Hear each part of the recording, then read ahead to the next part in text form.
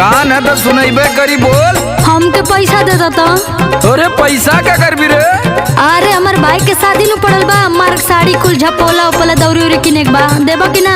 करे हर सलिए तोरे न यरवा कितना शादी पड़ल रे। हाँ तो का करी ना जाई? अरे शादी ब्याह के बारे में कुछ जानबो करे कि बेग लटकावा चल देली।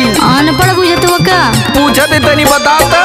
मांगर मांगर के ही गावे मांगर